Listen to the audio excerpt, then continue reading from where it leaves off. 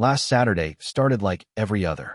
Coffee at 7:30, quiet house, sunlight cutting through the blinds in clean, perfect lines. My wife, Laura, was packing an overnight bag at the foot of the bed. She said her mother had been sick again, bronchitis this time, and she wanted to spend the weekend helping her around the house. It wasn't unusual. Her mother lived 45 minutes north, in a small town called Brookhaven.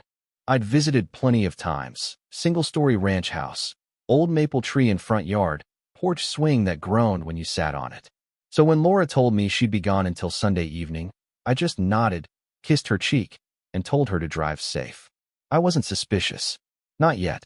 I run a commercial contracting company here in Indianapolis, about 12 employees, steady work, nothing glamorous but solid. The kind of business that lives on trust and follow-through. Laura used to say that's what she loved about me, that I never promised anything I couldn't deliver. That morning, she wore a soft gray sweater I'd bought her last Christmas. She looked tired, distracted. I offered to drive her, but she insisted on taking her own car. "You've got invoices to finish," she said with a smile that didn't quite reach her eyes. By noon I'd finished paperwork and was ready to close the office early. I thought about my mother-in-law, sweet woman, always treated me like her own son, and decided to surprise them both with flowers. Something simple. A gesture. I stopped at the florist on 38th Street, picked up a mixed bouquet. White lilies, small sunflowers, eucalyptus stems. Laura's favorites. It felt like a good, quiet thing to do. Brookhaven was still half asleep that afternoon. The streets were lined with empty driveways and wind-blown leaves. I parked in front of the old Walsh house, flowers on the passenger seat, and noticed something strange right away. Laura's car wasn't there. I figured maybe she'd parked around back, though her mother's narrow driveway didn't leave much room for that. I walked up the path, knocked once, then again. The wind carried the smell of cut grass and something cooking nearby. Bacon maybe, or fried onions. The door opened halfway, and a man I'd never seen before stood there. Mid-30s, clean-shaven, wearing a t-shirt that said Brookhaven Tennis Club. He had that look of someone caught mid-thought, half polite, half cautious. "Can I help you?" he asked. I froze. My first instinct was confusion, not anger. "I'm looking for Patricia Cole, Laura's mother. Is she home?" The man frowned. "Sorry, you must have the wrong address. No one named Patricia lives here." I blinked at the porch number. For 18, correct. Same blue mailbox, same cracked step I'd fixed 2 summers ago. "This is her house," I said. He shook his head slowly. "I've lived here since April." April. Laura's mother had moved out months ago. For a few seconds, the world just went quiet, like sound had drained from the air. I looked down at the flowers in my hand and felt ridiculous standing there, a husband bringing lilies to a house his wife had lied about visiting. "Sorry to bother you." I managed, my voice steady in a way that surprised even me. He nodded, still watching me as I turned and walked back to the car. The flowers sat on the passenger seat, bright and useless. On the drive back, my thoughts lined up with military precision. No panic, no shouting, just questions. If she wasn't at her mother's house, then where was she? Respect doesn't beg to stay, but lies don't leave quietly either. By the time I got home, I already knew what I had to do next. I spent that night in silence. No television, no music, just the soft hum of the refrigerator and the clock over the stove marking every second I didn't understand. Laura had said she'd be back Sunday. It was only Saturday evening, but something in me refused to wait that long. I'm a businessman. Numbers and systems keep me sane. When something doesn't add up, I don't panic. I troubleshoot. So around midnight, I opened my laptop and logged into the company's fleet tracking system. Same software we use for our delivery vans. GPS coordinates updating every 30 seconds. Timestamped, archived, foolproof. I'd installed the same system on our personal cars 2 years earlier, after a string of break-ins in the neighborhood. It wasn't about trust, it was about safety. That's what I told her then, and she'd nodded, uninterested. Now I entered her plate number, selected current location, and waited for the map to load. No signal. I tried again. The software blinked once, then returned a gray box that read device not connected. Strange. The tracker was hardwired under the trunk lining, impossible to remove without tools. I opened the technical dashboard. Last data ping. Thursday, 22/14. 2 days before her trip. She'd disabled it. I sat back, fingers steepled under my chin. That calm, slow kind of anger settled in, the kind that thinks before it moves. Someone who knows nothing about electronics wouldn't even know where that device was. Someone had told her, when logic fails, you move to human resources. So I started calling. First, her office, automated voicemail. Then her assistant, who said Laura had taken a personal day. Family emergency, the girl explained. I think her mom, maybe? Right. The same mother who hadn't lived in that house since April. By 9:30 Sunday morning, I drove back to Brookhaven, this time stopping 2 houses down from the one she'd lied about. I watched from the street as the man from yesterday carried a coffee mug out to his porch, scrolling on his phone, unbothered. He wasn't hiding anything. He simply lived there. So where was Laura? At home. I pulled open our filing cabinet. Most of her personal papers, credit card statements, insurance, her real estate license, sat neatly in order. But the envelope with her business mileage logs was missing. I remembered it clearly. She used to leave it on the top shelf every tax season. I checked the wastebasket beside the desk. Torn sheets. Receipts.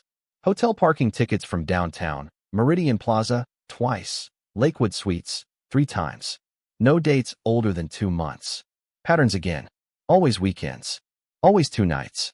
For a moment, I just stared at the scraps, the neat little pieces of a life I thought I knew. Then I opened a new notebook and began writing. Not feelings, facts. Date, time, location, evidence. If technology couldn't find her, paper would.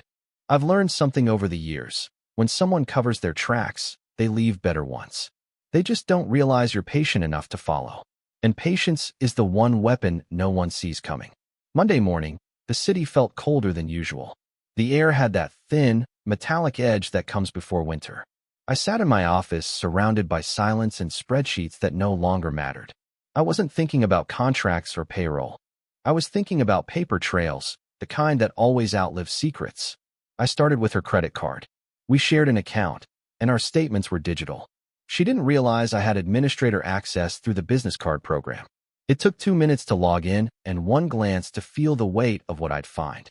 Friday evening, Meridian Hotel, $142.50. Saturday morning, room service, $38.20. Saturday night, the bistro on Main, $126.90. 2 entrees. 2 glasses of wine. Not her mother. Not a girl's weekend. I printed the statement and slipped it into a plain folder. You'd think finding evidence would feel satisfying. It didn't. It just felt like gravity, pulling everything down where it belonged. By noon, I tracked another charge. Hearth Coffee and Wine Bar, River District. That was only 4 miles from my office. I'd driven past it dozens of times. Old brick building, glass front, warm lights that looked inviting at night. The kind of place where people met quietly. I went there after lunch, ordered black coffee, and sat by the window, pretending to check emails while I watched the crowd. At 13:40, Laura walked in. Same gray coat she'd worn on work days, the one with the belt tied in a perfect knot. She looked composed, not secretive. That's the thing about deception. It becomes routine once it's practiced long enough. A man was already waiting at the corner table. Mid-40s, pressed shirt, that confident stillness of someone who knew he belonged. He stood when she approached, hand brushing her arm as she sat. The gesture wasn't dramatic, just familiar, too familiar. They spoke quietly, smiled occasionally. Her eyes had that light I hadn't seen in months. It was the kind of expression people save for new beginnings. I didn't stay long. 5 minutes was enough to see everything I needed to see. Back in the car, I jotted down the license plate of his vehicle, a black Lexus, dealership tag still on the frame. New car, new man, new story. That night, I ran the plate through a contact I'd kept from an old contracting job, an insurance investigator who owed me a favor. 30 minutes later, I had a name. Eric Danner, real estate developer, divorced, owned a downtown condo near the Meridian. I stared at the name until it looked meaningless. Then I closed my notebook. This wasn't about confrontation anymore. It was about clarity. Laura thought she'd created distance. What she didn't realize was that distance doesn't protect lies. It documents them. Every mile she drove, every card swipe, every receipt was evidence written in ink. And I intended to read every line. I didn't sleep that night. I sat in my study with the blinds half drawn, watching headlights crawl across the far wall. Every light was a question. Every silence, an answer I didn't want but needed to hear. The name Eric Danner circled my thoughts like a hawk. By 7 o'clock, I turned curiosity into investigation. I opened the business licensing database, cross-referenced commercial permits in Marion County. There he was, Danner Properties, LLC, registered 2 years ago. Development projects, downtown renovations, condo conversions. Same field as Laura's firm. That's how they'd met. I scrolled further. Board of Realtors listings, trade event photos, online press releases. Laura appeared in 3 of them, standing beside Eric, smiling like someone who'd already made her decision. My phone buzzed at 9:12. A text from Laura, lunch meeting today. Don't wait up for dinner. Love you. It was the love you that did it. Small words, typed without thought, but suddenly hollow, like echo in an empty room. At 10 o'clock, I called my friend Ryan, who handled IT contracts for half the city's small businesses. Need a background on someone, I said. Public info only. He didn't ask why. Old friends don't.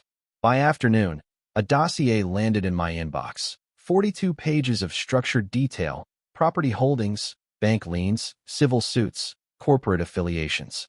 Eric was successful, but stretched thin. 3 ongoing projects, 2 mortgage defaults, 1 pending arbitration over construction delays. A man living on the edge of success and failure.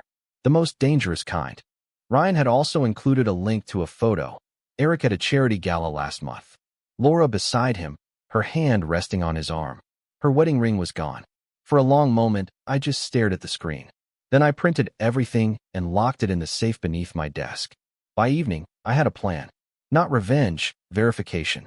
My company used a private security consultant for job site monitoring, a retired detective named Howard Briggs. Reliable, discreet, used to dealing with suspicious partners and stolen equipment.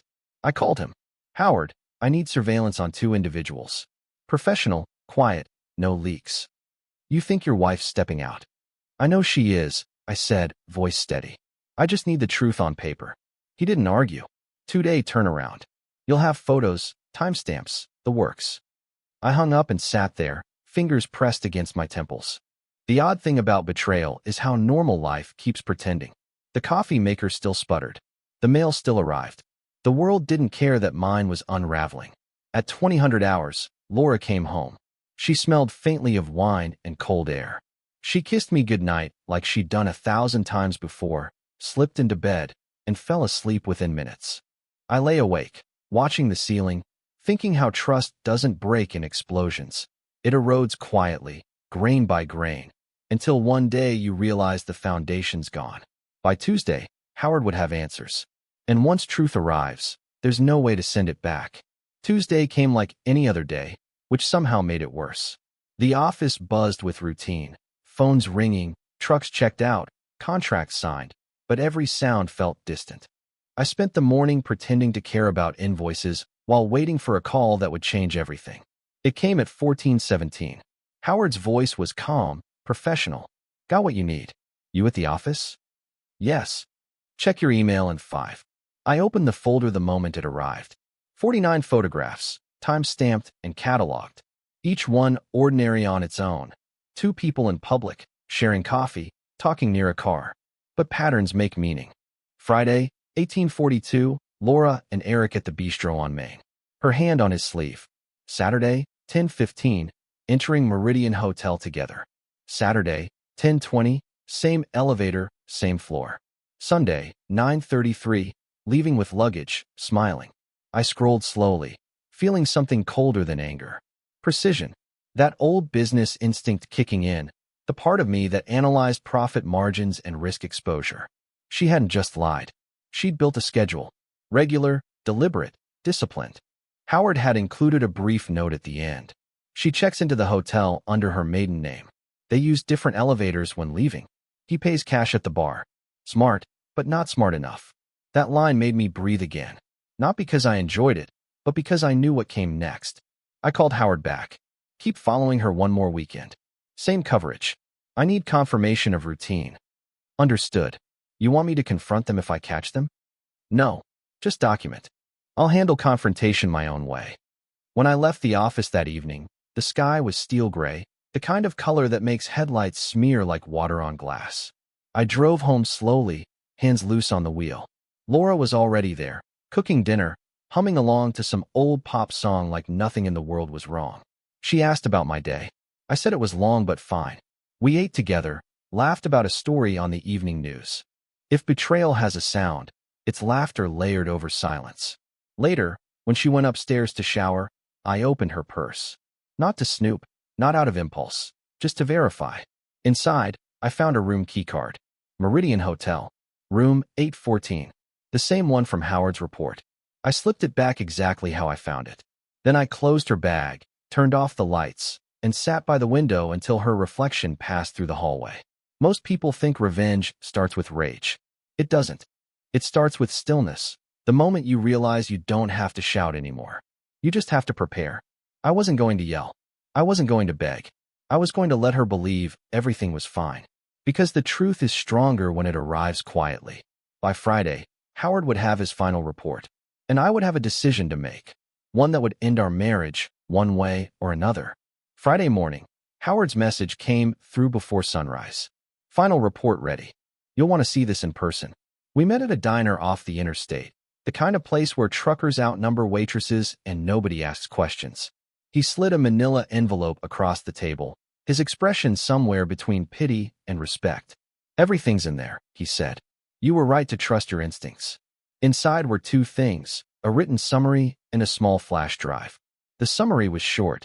Dates, locations, photos, timestamps. But the flash drive, that held motion. I watched the videos in my truck outside the diner. The footage was clear, too clear. Laura and Eric in the hotel lobby, holding hands. Laura laughing in a way I hadn't heard in years. Then them entering room 814 together, same routine as before. The final clip froze me. Sunday morning, 8:15, hotel parking lot. She kissed him goodbye, rested her head on his chest, then pulled away smiling. That smile didn't belong to me anymore. Maybe it never had. Howard had also attached a small note. Thought you'd want to know, Danner's company filed bankruptcy protection last week.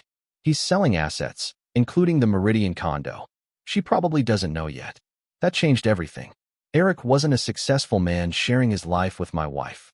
He was a sinking one, using her to stay afloat. I drove for an hour without direction, the envelope beside me like a ticking clock. By the time I parked outside my office, the first real plan had begun to form. In business, when a partner starts siphoning resources, you don't confront them, you audit them. Quietly, thoroughly. You don't show your anger, you show your records. That night, I told Laura I'd be working late, then went through our home computer. Bank statements, text backups, emails. She'd hidden a secondary email account under her maiden name. The inbox was full of messages from Eric. Subject, Brookhaven weekend. Subject, next steps after sale. Subject, once it's official. He promised they'd start fresh once his company's finances cleared. She promised she'd finalize things soon. Finalize things. Divorce. They were planning a future built on my name, my money, and my silence. When I shut the computer down, I wasn't angry. I was focused. I printed key emails, packaged Howard's evidence, and locked everything in the company's safe. That weekend, she'd be at the hotel again. Howard had confirmed the reservation. And this time, I'd be there too. Not to catch her in the act, but to watch the moment the story turned. Because sometimes the most devastating truth isn't shouted. It's delivered in a calm voice across a quiet table, when the liar finally realizes the other person already knows. Sunday evening, the decision would come due, and I intended to make sure she never forgot it. Sunday evening, 1820. The city was wrapped in rain, thin, steady, patient. I parked 2 blocks from the Meridian Hotel and watched droplets slide across the windshield like small truths trying to escape. Howard's last text had been exact. Room 814. Same routine. She arrived 17:10. He came 10 minutes later. I sat there for 15 more, steadying my breathing. No anger, just clarity. Then I took the elevator up to the 8th floor, bouquet in hand. The same kind I'd carried to her mother's house that first day. White lilies. A full circle. The hallway smelled of carpet cleaner and perfume. When I reached the door, I didn't knock right away. I listened. Laughter, hers. A man's voice, his. The sound hit harder than I expected, not because it surprised me, but because it didn't. I knocked twice. Silence. Then the shuffle of feet, the hesitant pause of two people calculating a lie. The door opened a crack. Laura's face appeared, framed by hotel light. For a second, she didn't breathe. "Mark." I smiled gently. "Hi, honey. I brought flowers." Behind her, Eric appeared, shirt unbuttoned, expression confused, like a man caught in a meeting he hadn't prepared for. I stepped inside without waiting. Set the bouquet on the small table near the bed. The room smelled like wine and expensive soap. I looked around. 2 glasses, a suitcase, her coat draped over a chair. Everything arranged like a scene from someone else's life. "Before either of you speak," I said quietly, "you should know that I already know everything. The photos, the emails, the weekends, all of it." Laura's mouth opened, but nothing came out. Eric straightened, trying to look dignified. "Maybe we should all calm down." "I am calm," I interrupted. "That's what makes this worse for you." He froze. I turned to Laura. "You could have left clean. I would have signed the papers, divided things fairly. But you lied about your mother being sick. You used that story to meet him. That's not love. That's cowardice." Her eyes filled, not with guilt, just the shock of exposure. "Mark, please." I raised a hand. "Save it. This isn't a scene. It's documentation." I pulled a small voice recorder from my coat pocket, set it on the table, and pressed play. Howard's report began reading itself aloud. Times, locations, photographs clicking faintly in sequence from my tablet screen. Their affair unfolded like a board meeting agenda. Eric's face drained of color. "You can't use that. Legally." "I can. Everything was obtained in public spaces. And the emails came from her company laptop. Both of you used my business network. That makes it corporate data theft." Laura's eyes widened. "What are you saying?" "I'm saying this is over. I'm saying you'll each get a letter from my attorney tomorrow morning. You'll find a settlement offer inside, generous enough to walk away quietly. Refuse it, and this evidence goes to your firm's board and his creditors. Either way, your partnership ends tonight." For a long moment, no one moved. The rain kept tapping the window, steady and precise. I picked up the flowers, handed them to her. "These were supposed to be for your mother," I said. "But she's not the one who's sick." Then I walked out, leaving them standing in the soft hotel light, surrounded by the smell of lilies and truth. Monday morning came gray and clean, like the world had been scrubbed overnight. I hadn't slept, but I didn't need to. Some kinds of peace don't come from rest. They come from resolution. At 8 o'clock, my attorney delivered the settlement packets. One to Laura's firm, one to Eric's office, both stamped confidential. I kept the language simple: non-disclosure agreements, property division, dissolution of marital assets, all tied neatly to a single condition: accept and disappear. By 10:15, Laura called. Her voice sounded small, cracked at the edges. "Mark, can we talk?" "There's nothing left to discuss," I said. "Everything's in writing. Take the offer."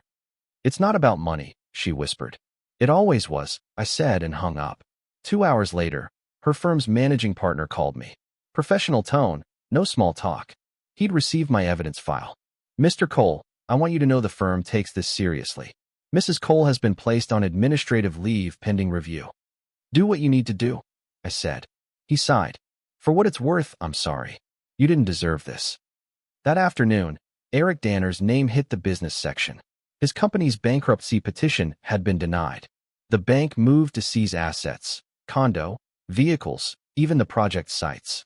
My evidence package had quietly confirmed he'd used company funds to finance consulting trips with Laura. The creditors filed immediate fraud motions. By Friday, he'd vanished from every social media profile. Someone said he left for Arizona. Someone else said he'd been subpoenaed. It didn't matter. Men like him always think they're clever until paperwork catches up. Laura signed the settlement. No negotiation, no farewell. She kept her car, a small checking account, and nothing else. She moved into a rented apartment on the edge of the city, the kind of place where streetlights flicker and no one asks questions. People talk about revenge like it's fire, but it isn't. It's arithmetic. You remove what's false, balance what's left, and accept the remainder as truth. 3 months later, I stood outside that same florist on 38th Street. The lilies in the window looked exactly the same as they had the day this all began. I bought a single one, not a bouquet, and took it home. Set it in a glass of water on the kitchen counter. The house felt lighter now. Quiet, but not empty. Just honest. Sometimes I still think about the moment she opened that hotel door, how her face froze between guilt and recognition. That half-second told me everything about who she'd become. I learned something from it. Respect doesn't beg to stay. Truth doesn't raise its voice. And love, real love, never hides behind hotel doors. These days I work less, live slower. I take early walks, call my mother more, keep the house uncluttered. I don't look for answers anymore because I already have them. Clarity, solitude, and peace earned the hard way. Justice, I've learned, isn't about punishing someone. It's about restoring balance quietly, so quietly, the world doesn't even notice until it's already right again. And that's enough for me. If you like this story, don't forget to give it a thumbs up and share your thoughts below. Haven't subscribed yet? Go ahead and hit that subscribe button and turn on the bell so you won't miss the next one. Thanks for watching. See you in the next story.